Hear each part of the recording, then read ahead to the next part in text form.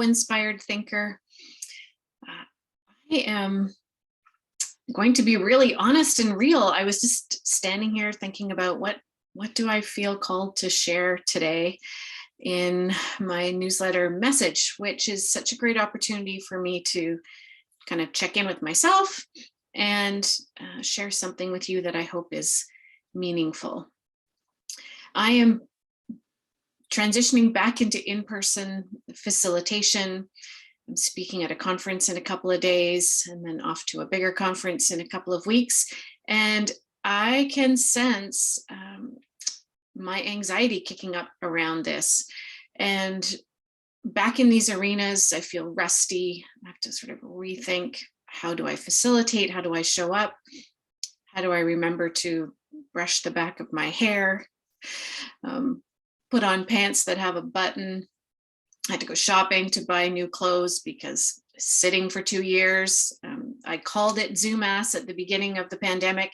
Definitely feel like I've grown a bit of a Zoom ass. And so, yeah, all of these transitions, never mind the content and what am I going to be sharing.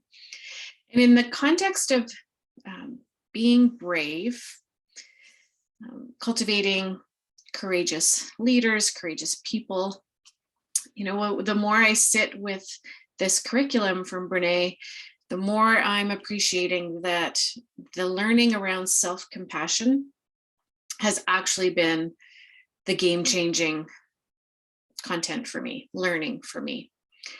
And I used to think self-compassion was kind of the same thing as self-care. And while they go hand in hand, they're actually quite different. So I did practice some self-care on the weekend because I was really recognizing how fatigued I was, and I needed to rest. There was a lot of things I needed to do on the weekend, but I prioritized rest, naps, going to bed early, getting lots of sleep, and just being quiet with myself. So that was an important self-care strategy over the weekend. And if you're feeling really fatigued and depleted, how can you rest more? Give yourself permission to do less and rest more.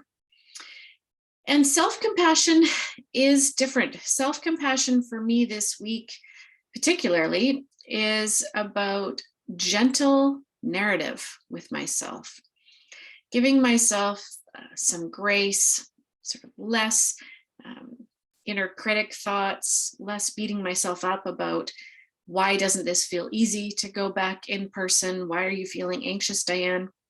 Instead, letting that compassionate voice of,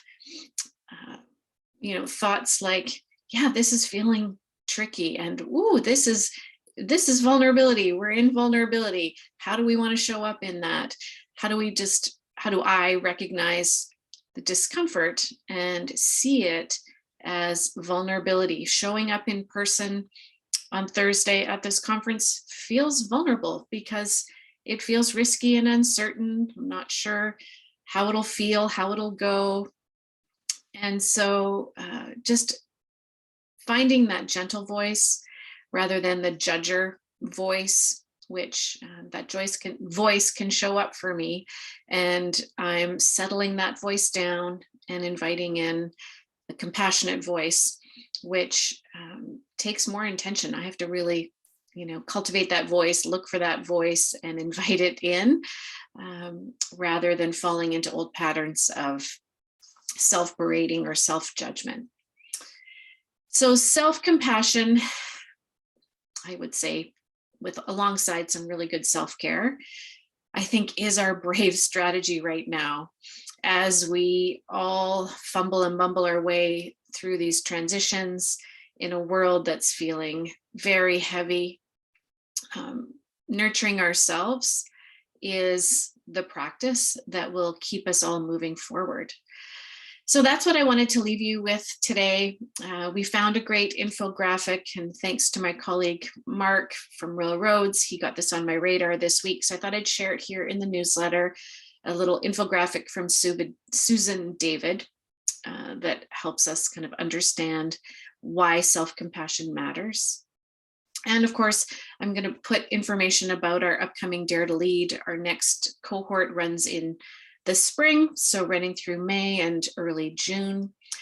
I really want to bring more emotional literacy to this Dare to Lead delivery, more self-compassion practices, really integrating that right from the beginning.